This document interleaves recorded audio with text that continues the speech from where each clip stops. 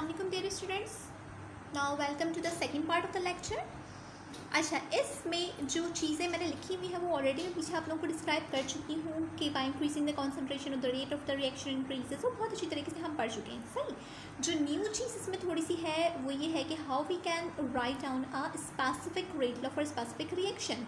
For example, if we have a reaction in which A reactant is going to react with B with moles M and N, then how we can write a rate law for this. Rate law में basically जो rate होता है उसको आप are से भी show कर सकते हो. मैंने यहाँ पर वी से शो किया हुआ है बेसिकली, क्योंकि आप रेट को वेलोसिटी ऑफ रिएक्शन भी कहते हैं. ये मैंने स्टार्ट में ही आपको बताया था, तो इसलिए मैंने यहाँ पर वी से शो कर दिया. आप चाहो तो आर से शो कर दो. So it will be directly proportional to the concentration of the reacting species. If you will omit the sign of directly proportion, then you have to put a constant here, and here we have K as a constant. Here we have two reacting species, that is A and B, and here we have M moles of A and N moles of B. So the moles will be raised to the power of the concentrations. So that was all about the rate law. और यहाँ पे एक और चीज़ होती है order of reaction. Order of reaction को हम का क्या मकसद होता है, ऑर्डर ऑफ रिएक्शन क्या चीज़ होती है. If you will sum up the number of moles और you can see the power of that specific reactant and it will be equal to the order of reaction. अच्छा, order of reaction हमेशा हम find out करते हैं with help of experimentally determine rate law. ठीक, आप किसी भी equation को देख कर सिंपल रेट लॉ नहीं लिख सकते. आई मीन टू से कि फॉर एग्जांपल अगर आपके पास एक इक्वेशन है जिसमें 4 मोल्स ऑफ ए कंबाइन हो रहे हैं 2 मोल्स ऑफ बी के साथ, तो आप ऐसा नहीं करोगे कि आप यहाँ पे 4 लिख दो, यहाँ पे 2 लिख दो. आप ऐसा नहीं करोगे. ठीक है, आप क्या करोगे, उस रिएक्शन को परफॉर्म करोगे. एक्सपेरिमेंटली डिटरमाइन डेटा जो होगा उससे आप जज करोगे, गैस करोगे कि कितने टाइम्स ए रिएक्शन में पार्टिसिपेट कर रहा है. उसी हिसाब से आप यहाँ पर उसकी पावर लगाओगे. ठीक है, तो सिर्फ मोल्स को देखकर आप यहाँ पर पावर नहीं लगाते. मोल्स को देखकर मैं इसलिए कह रही थी कि जो इक्वेशन एक्सपेरिमेंटली डिटरमाइन हो उस इक्वेशन के थ्रू आप फाइंड आउट कर सकते हो. उस इक्वेशन थ्रू आप रेट लॉ डायरेक्टली बना सकते हैं. अदरवाइज आपके पास अगर सिंपल इक्वेशन से है तो first you have to follow the whole reaction. You will determine the experimentally data and then you will produce a rate law, and in the last you will add up powers of that specific concentration and you will get order of the reaction. ठीक है, जैसे कि आप इस equation में देख सकते हैं, ये बात मैंने आपको बता दी कि एक्सपेरिमेंटली डिटरमाइन डेटा के थ्रू आपको बताते हैं, और सिर्फ इक्वेशन को देखकर, सिर्फ बैलेंस केमिकल इक्वेशन को देखकर आप जो है पावर नहीं लगा सकते. तो इसकी एक एग्जांपल मैंने यहाँ पर आपको दी है. एक इक्वेशन लिखी हुई है. इस इक्वेशन में 1 mole of iron is going to be combined with 2 moles of ClO2. तो अगर आप इस इक्वेशन को देखकर रेट लॉ बनाएं तो क्या होना चाहिए कि यहाँ पे आयरन के साथ तो ठीक है 1 मोल है, बट यहाँ पर आपके पास 2 आना चाहिए, बट यहाँ पे 1 है. क्यों ऐसा क्यों है? क्योंकि जब आप इस इक्वेशन को परफॉर्म करते हो, एक्सपेरिमेंट करते हो, तो यहाँ पर 2 टाइम्स पार्टिसिपेशन नहीं है ClO2 की. ठीक, 1 टाइम पार्टिसिपेशन ही है. That's why we are writing it as 1. तो आप किसी भी बैलेंस्ड केमिकल इक्वेशन को देखते हुए पावर नहीं लगा सकते. You have to perform the equation, you have to perform the reaction by your own self, and then you will judge whether it is performing as 1 or 2. ठीक है, then you will put the power as raised to the concentration. ठीक है, and then you will determine the overall order of reaction. अच्छा, अगर आप order of reaction की बात करें तो with respect to iron order of reaction 1 है, ClO2 के भी with respect to ClO2 order of reaction 1 है, ओवरऑल ऑर्डर ऑफ रिएक्शन यहाँ पर 2 है. ठीक है, अच्छा, यहाँ पर मैंने एक चीज़ बताई हुई है कि आपके पास समटाइम्स रेट लॉ बहुत सिंपल होते हैं, समटाइम्स कॉम्प्लेक्स रेट लॉज होते हैं. ठीक है, जैसे कि आपके पास यहाँ पे 2 इक्वेशंस लिखी हुई, तो इन दोनों की जो रेट लॉ है वो बहुत सिंपल है. ठीक, अच्छा, ये एक्सपेरिमेंटली डिटरमाइंड रेट लॉज लिखे हुए हैं, क्योंकि आप देख सकते हैं कि यहाँ पे ClO माइनस के साथ 3 है, बट यहाँ पर हमने 2 लगाया हुआ है, तो इसका मतलब ये एक्सपेरिमेंटली डिटरमाइंड रेट लॉज है. रेट लॉ वैसे होता ही हमेशा एक्सपेरिमेंटली डिटरमाइंड है. ठीक है, तो ये बात बहुत अच्छी तरीके से आपको क्लियर हो गई है कि सिर्फ बैलेंस केमिकल इक्वेशन को देखकर यहाँ पावर नहीं लगाते, आप पूरे एक्सपेरिमेंट को परफॉर्म करते हैं और उसके हिसाब से जज करते हैं कि क्या यहाँ पर आना चाहिए। ठीक है, तो बात बताने का मकसद यहाँ पर सिर्फ ये था कि ये सिंपल रेट लॉस को फॉलो कर रहा है, यहाँ पे ये कॉम्प्लेक्स रेट लॉ को फॉलो कर रहा है, इसलिए क्योंकि जब हाइड्रोजन ब्रोमीन के साथ कंबाइन होता है तो वो सिंपल सिंगल स्टेप में नहीं होता, नंबर ऑफ स्टेप्स के ऊपर डिपेंड करता है। अब इन नंबर ऑफ स्टेप्स की पार्टिसिपेशन की वजह से रेट लॉ लिखते वक्त कॉम्प्लेक्सिटी आ जाती है और उस पूरे रेट लॉ को फिर आप इस तरह से डिस्क्राइब करते हो, जो कि मैंने पूरा यहाँ पे किया हुआ है। अच्छा, ये रेट लॉ डायरेक्टली आप नहीं लिख सकते, आपको पूरा ये जो इक्वेशन है उसके थ्रू पूरी डेरिवेशन परफॉर्म करनी पड़ती है। पूरी डेरिवेशन करने के बाद एट द एंड ये आंसर आया है आपके पास। तो इसको मैं अभी डायरेक्टली यहाँ पर नहीं बता सकती कि आपने हाइड्रोजन को यहाँ पे इस तरह से क्यों लिखा, कि डैश क्यों लगाया, ये क्या चीज़ है ये सारी, ये आप फाइनल ईयर में स्टडी करोगे कि हाइड्रोजन और ब्रोमीन का जब रिएक्शन होता है वो मल्टीपल स्टेप रिएक्शन है, तो इसका आप रेट लॉ किस तरह से लिखते हो, उसकी पूरी डेरिवेशन क्या है, किस तरह से आप डिटरमाइन करते हैं, तो आप ये फाइनल ईयर में सीखेंगे इस इक्वेशन को बनाना। ठीक है, अभी मैंने डायरेक्टली ये सिर्फ आपको दिखा दी है। रेट लॉस की एग्जाम्पल देख लेते हैं कि किस तरह से क्या हो रहा है, और एग्जाम्पल्स के थ्रू मैं आपको डिस्क्राइब कर देती हूँ। For example here we have an equation in which ammonium ion is going to react with nitrite and is going to produce nitrogen gas and water. अगर हम इसको देखें तो हमें मालूम होगा कि जब अमोनिया को हम डबल कर रहे हैं तो रेट डबल हो जा रहा है। अगर आपके पास ऐसा केस हो कि किसी एक रिएक्टेंट की कंसंट्रेशन को डबल करने से आपके पास रेट भी डबल हो जाए, तो इसका मतलब होगा वो फर्स्ट ऑर्डर है। ठीक है, हमेशा याद रखिएगा कि अगर किसी रिएक्टिंग स्पीशी की कंसंट्रेशन को डबल करने से रेट डबल हो रहा है, या किसी रिएक्टिंग स्पीशी की कंसंट्रेशन को 4 टाइम करने से रेट भी 4 टाइम हो रहा है, मतलब सेम इफेक्ट पड़ रहा है, तो इसका मतलब है कि आपके पास जो ऑर्डर ऑफ रिएक्शन है वो 1 है। ठीक है, तो इसका मतलब है with respect to ammonium ion, with respect to nitrite ion आपके पास ऑर्डर ऑफ रिएक्शन 1 है। तो रेट लॉ आपने लिख लिया, रेट इज इक्वल्स टू के, और उसके ऊपर आपके पास पावर 1 है, तो जो 1 आप सपोज करते हैं, जो लिखते नहीं हैं। ठीक है, तो हमेशा याद रखिएगा किसी रिएक्टिंग स्पीशी की कंसंट्रेशन को जितने टाइम्स आप चेंज कर रहे हैं, रेट के ऊपर भी उसी हिसाब से इफेक्ट पड़ रहा है, तो इसका मतलब है कि वो फर्स्ट ऑर्डर रिएक्शन है। तो ओवरऑल रिएक्शन का ऑर्डर यहाँ पे 2 है, और with respect to ammonium ion and nitrite order of reaction 1 है। ठीक है, अच्छा, यहाँ पे अब आपके पास एक पूरा डेटा दिया हुआ है जिसको ऑब्वियसली आपको याद नहीं करना, ये सिंपल समझाने के लिए मैंने ये डेटा लिया हुआ है। इसमें क्या हो रहा है कि नंबर ऑफ एक्सपेरिमेंट परफॉर्म किए हैं हमने अमोनियम आयन और नाइट्राइट आयन के दरमियान। तो फर्स्ट एक्सपेरिमेंट में कंसंट्रेशन ये थी, सेकंड में कंसंट्रेशन ये थी, थर्ड में कंसंट्रेशन ये थी, और सो ऑन। ठीक है, उसके हिसाब से जो आपके पास रेट्स आए वो भी हमने यहाँ पर मेंशन कर दिए। ठीक, अब आप इस काबिल हो कि इस इक्वेशन इस डेटा को देखते हुए आप देख सकते हो कि किसकी कंसंट्रेशन को आप डबल कर रहे हो तो रेट के ऊपर क्या इफेक्ट पड़ रहा है, किसकी कंसंट्रेशन को आप कितने टाइम्स कर रहे हो तो रेट के ऊपर क्या इफेक्ट पड़ रहा है। ठीक है, तो सबसे पहले जो मैंने पीछे भी बात की थी कि अमोनियम आयन की कंसंट्रेशन को डबल किया तो रेट डबल हो रहा था, तो वही चीज़ मैं भी आप लोगों को यहाँ पर दिखाने जा रही हूँ कि कैसे हो रहा था। ठीक, आप देख सकते हो 0.01 से 0.02 कर दिया अमोनियम आयन की कंसंट्रेशन को, मतलब कंसंट्रेशन ऑफ अमोनियम आयन को डबल कर दिया। अच्छा, हमेशा याद रखिएगा कि जब आप एक चीज़ की कंसंट्रेशन को चेंज को देख रहे हो तो जो दूसरी स्पीशी है उसमें कंसंट्रेशन का चेंज नहीं आना चाहिए। तो आप ऐसे 2 सेट्स लो कंपेयर करने के लिए जिसमें एक चीज़ चेंज हो रही हो बट दूसरी चीज़ में चेंज नहीं आ रहा हो। तो फॉर एग्जांपल मैंने अभी कंपैरिजन के लिए सेट 1 और 2 लिया है, और अमोनियम आयन की कंसंट्रेशन के चेंज को का क्या इफेक्ट पड़ रहा है रेट के ऊपर वो मैं देखना चाह रही हूँ।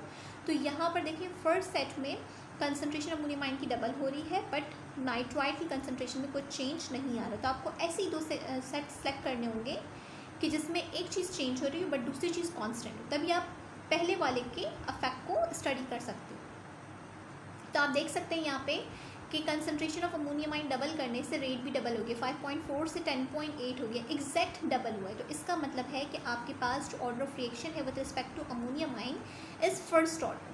ठीक है, आपको पता लग गया कि with respect to ammonium ion first order है। तो अब आ जाते हैं नाइट्राइट के ऊपर।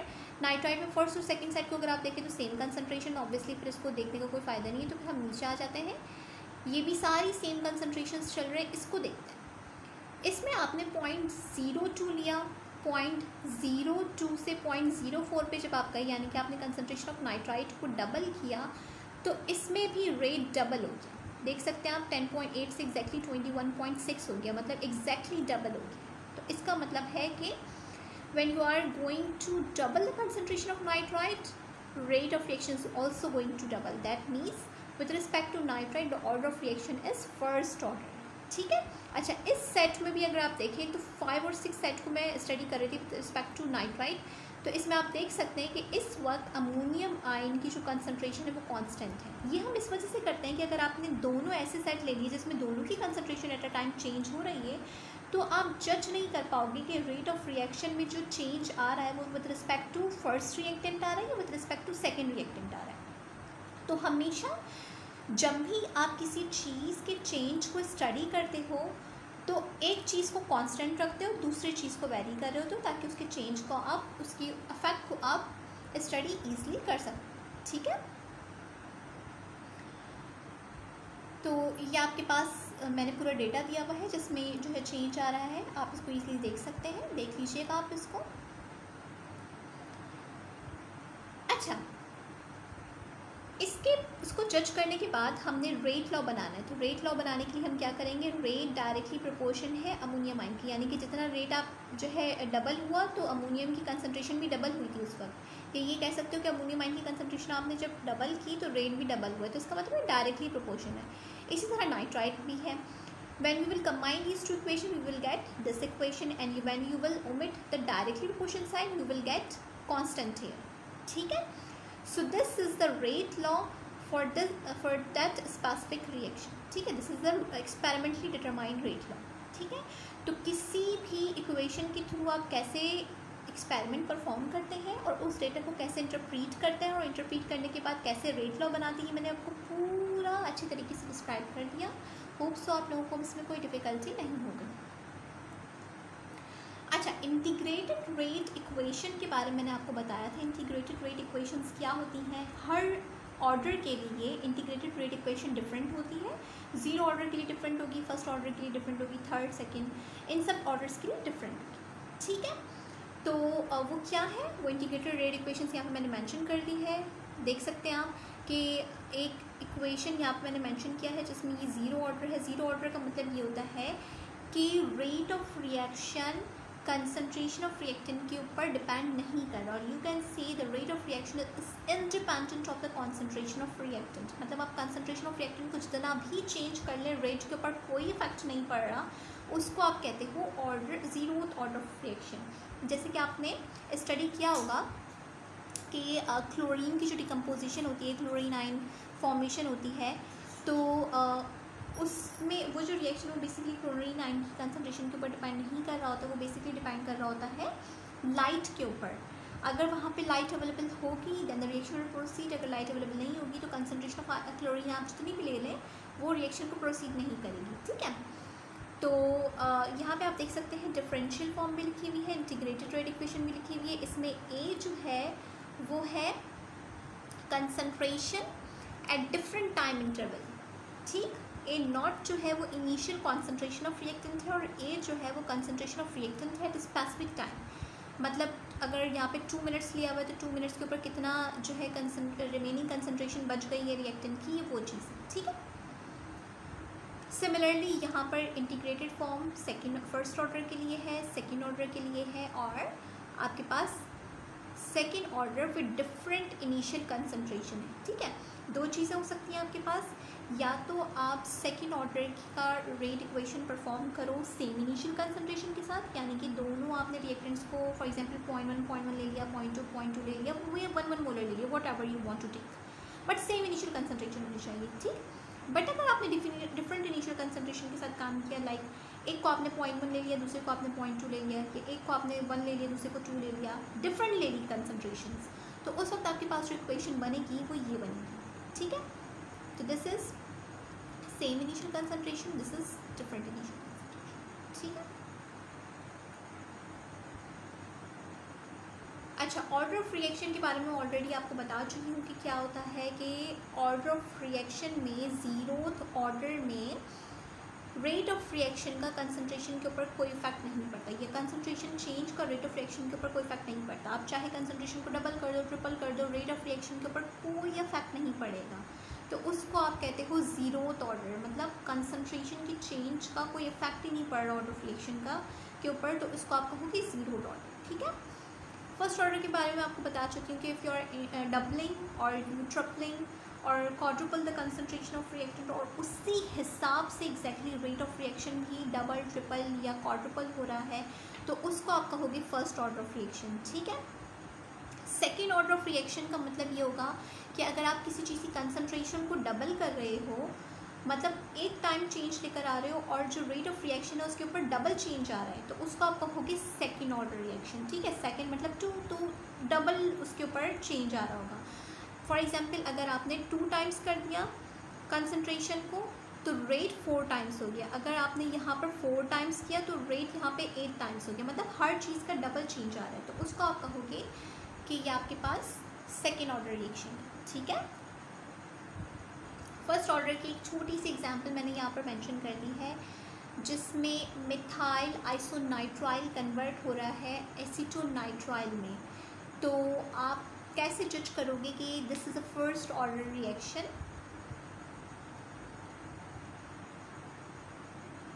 फर्स्ट ऑर्डर रिएक्शन की जो इक्वेशन है, इंटीग्रेटेड रेट इक्वेशन, वो ये होती है, पीछे भी मेंशन की हुई थी मैंने। इसमें ए टी जो है, इसका मतलब है कि एट डिफरेंट टाइम इंटरवल जो कंसंट्रेशन होगी, रिमेनिंग कंसंट्रेशन होगी, वो ए टी कहलाएगी। ए नॉट का मतलब है कि initial concentration of reactant will be referred as A. ठीक है। अच्छा, यहाँ पर आपके पास माइनस के आ रहा है। के बेसिकली स्लोप है, आपको पहले भी बताया था पीछे स्लाइड्स में कि जो स्लोप होता है जब आप प्लॉट करते हो कंसंट्रेशन वर्सेस रेट के या रेट वर्सेस कंसंट्रेशन के, तो आपके पास जो स्लोप आता है उस केस में वो बराबर होता है आपके पास रेट कांस्टेंट के। और रेट कांस्टेंट आप देख सकते हो यहाँ पे नेगेटिव आ रहा है। नेगेटिव स्लोप अगर आ रहा है तो इसका मतलब है कि आपके पास जो लाइन है वो ऊपर से नीचे आ रही होगी। अगर हम देख लेते हैं आगे स्लाइड्स में अवेलेबल होगा तो मैं आपको समझाती हूँ ये चीज़। सेकेंड ऑर्डर रिएक्शन की इक्वेशन ये है, जो कि पीछे मैं आपको ऑलरेडी बता चुकी हूँ। इसमें एक्स एक्सिस पे आप ये चीज़ रखोगे, वाई एक्सिस पे आप रखोगे टाइम, जो बच गया वो के है। के आपके पास हर केस में स्लोप होगा, और 1/, ए जो चीज़ है आपके पास ये यहाँ पर इंटरसेप्ट में आ रहा होगा। ठीक है।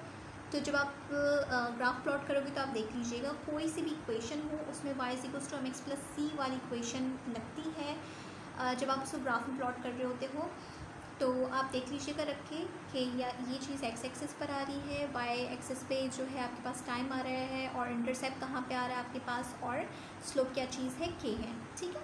तो आप इसको रख के देख लीजिएगा, अपने पास इक्वेशन बना लीजिएगा। ठीक है।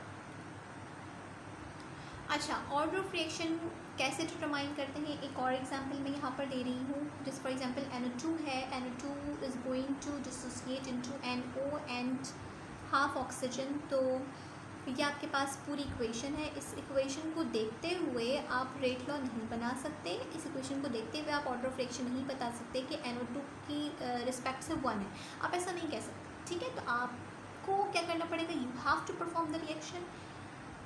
आपने रिएक्शन पूरा परफॉर्म किया, रिएक्शन परफॉर्म करने के बाद आपके पास पूरा डेटा आ गया। अब डेटा आने के बाद क्या हुआ कि आपने जो है इसका रेट निकाल लिया। रेट निकालने के बाद आपने ln NO2 निकाल लिया। ठीक, ये सारी वैल्यूज़ निकालने के बाद अब आप क्या करोगे ऑर्डर ऑफ रिएक्शन को जज करने के लिए। एक तो वो तरीका था जो मैंने आपको पीछे बताया, जिसमें आपने एक्सपेरिमेंटली डिटरमाइंड वैल्यूज़ को पुट किया था ग्राफ में, और ग्राफ के थ्रू आपने जो है बताया था कि हाँ ये रेट है। ठीक, जिसमें आप जज कर रहे थे कि डबल करने से डबल हो रहा है, ट्रिपल करने से ट्रिपल हो रहा है, 4 टाइम्स करने से 4 टाइम हो रहा है, तो फर्स्ट ऑर्डर है। इस तरह से आपने जज किया। ठीक है। यहाँ पे भी आप इस तरह से जजमेंट कर सकते हैं। अगर आपको जज नहीं हो रहा तो एक और तरीका ये है कि जो पीछे मैंने आपको जितने ग्राफ्स बताए हैं हर ग्राफ में आप वैल्यूज़ को पुट करें और पुट करने के बाद देखें कि स्ट्रेट लाइन आपके पास कौन से ग्राफ में आ रही है। जिस ऑर्डर के ग्राफ में आपके पास स्ट्रेट लाइन आ रही है, इसका मतलब है कि रिएक्शन उसी ऑर्डर को फॉलो कर रहा है। ठीक, आई एम रिपीटिंग अगेन, और से सुनिएगा। Order of reaction find out करने के डिफरेंट मेथड्स होते हैं। एक मेथड मैंने आपको पीछे बताया था जिसमें आपने ये किया कि टाइम इंटरवल के साथ आपने कंसंट्रेशंस ली और कंसंट्रेशन के बाद आपने फिर रेट फाइंड आउट कर लिए। टाइम को कंसंट्रेशन से डिवाइड करने के बाद जब आपके पास इसमें रेट नहीं निकाला हुआ, पीछे की बात कर रही हूँ मैं, रेट जब आपके पास आ गया तो फिर आपने उसको जज कर लिया कि कंसंट्रेशन डबल करने से, ट्रिपल करने से रेट के ऊपर क्या इफेक्ट पड़ रहा है। तो उस हिसाब से आपने बता दिया कि ये ऑर्डर ऑफ रिएक्शन फर्स्ट है या सेकंड। ठीक है, तो एक तरीका तो वो था। अब दूसरा तरीका आपके पास ये है कि आप ग्राफ ड्रॉ करो, ग्राफिकल मेथड। ठीक है, ग्राफ ड्रॉ करने के बाद आप जज करो कि ऑर्डर ऑफ रिएक्शन क्या है। और वो मेथड क्या है ग्राफिकल मेथड के में, क्या होता है कि आपने first order, second order, zeroth order के ग्राफ्स देखे, मैंने पीछे बताए कि जब y = x + c पूरा बन रहा था, कि देखिए ये जो है सेकंड ऑर्डर का है, यहाँ पे फर्स्ट ऑर्डर का भी ग्राफ आप ड्रॉ कर सकते हो ईजिली। इसको आप ड्रॉ करना चाहो तो ठीक है, कैसे ड्रॉ करोगे कि इसको आप x एक्सिस पे रखोगे इस पूरी टर्म को, टाइम को y एक्सिस पे रखोगे पूरी टर्म को, टाइम को आप x एक्सिस पे रखोगे, माइनस के स्लोप हो जाएगा, एल ओ आपके पास ए जो है आपके पास इंटरसेप्ट हो जाएगा। तो आप इसका ग्राफ ड्रॉ कर सकते हैं। ठीक है, तो हर डेटा के लिए वापस आ जाते हैं। इस पूरे डेटा को हम हर इक्वेशन पे रखते हुए ग्राफ ड्रॉ करेंगे और ड्रॉ करने के बाद आप जज करोगे कि किस ग्राफ के लिए आपके पास स्ट्रेट लाइन आ रही है। जिस ग्राफ में आपके पास स्ट्रेट लाइन आ जाएगी, इसका मतलब है कि वो रिएक्शन उसी ऑर्डर को फॉलो कर रहा है। ठीक है, अगर आपके पास फर्स्ट ऑर्डर में स्ट्रेट लाइन आ जाती है, इसका मतलब है कि the reaction is first order. अगर सेकेंड ऑर्डर में आपके पास स्ट्रेट लाइन आ जाती है तो इसका मतलब है कि the reaction is going to follow second order. ठीक है, जैसे कि आप देख सकते हैं कि यहाँ पे आपके पास जो स्ट्रेट लाइन आ रही है वो सेकेंड ऑर्डर में आ रही है। पीछे फर्स्ट ऑर्डर के लिए भी आपने इस पूरे डेटा को प्लॉट किया था। जैसे जो चीज़ फर्स्ट ऑर्डर में एक्स एक्सिस पे आती है, वाई एक्सिस पे आती है, वो पूरा आपने इसको देखते हुए रखते हुए किया, ग्राफ प्लॉट किया। But you are not getting straight line here. इसका मतलब है the reaction is not following first order. हालांकि NO2 सिर्फ एक बार आ रहा है, but this is not following first order. ठीक है, फिर पूरे डेटा को आपने इस इक्वेशन, सेकेंड ऑर्डर की इक्वेशन को रखते हुए सेकेंड ऑर्डर के मुताबिक ग्राफ प्लॉट किया and you have got a straight line. Fortunately that means the equation is following second order kinetics. ठीक है, तो हालांकि अगर आप इक्वेशन देखें तो इक्वेशन में आपके पास NO2 1 मोल है। तो इसको देखते हुए आप कभी भी जज नहीं कर सकते कि इक्वेशन फर्स्ट ऑर्डर है। पीछे एक आपको पूरा डिस्क्राइब किया मेथड जिसके थ्रू आपने जज किया, जिसमें जो है रिएक्टेंट की कंसंट्रेशन डबल करने से रेट के ऊपर डबल इफेक्ट पड़ रहा था, ट्रिपल पड़ रहा था, क्वाड्रुपल इफेक्ट पड़ रहा था, उससे आपने जज किया ऑर्डर ऑफ रिएक्शन। और सेकंड मेथड मैंने अभी आपको ये बता दिया जो कि ग्राफिकल मेथड होता है। ग्राफिकल मेथड में जिस मेथड का आपने ग्राफ ड्रॉ किया और जिसमें आपके पास स्ट्रेट लाइन आ गई, तो इसका मतलब है कि वही ऑर्डर वो रिएक्शन फॉलो कर रहा है। ठीक है, एक और मेथड होता है order of reaction find out करने के लिए, जो कि आपके पास है हाफ लाइफ मेथड। तो ये तीसरा मेथड मैं आपको बता रही हूँ order of reaction find out करने के लिए, दैट इज़ हाफ लाइफ। मैं बार बार रिपीट इसलिए कर रही हूँ कि आपके माइंड में ये चीज़ रिकॉल हो, आप कहीं कोई चीज़ स्किप ना कर जाएं। एक मेथड मैंने आपको बताया था कि कंसंट्रेशन का रेट के ऊपर क्या इफेक्ट पड़ रहा है, डबल ट्रिपल करने से क्या इफेक्ट पड़ रहा है, तो उससे आपने ऑर्डर ऑफ रिएक्शन को जज किया था।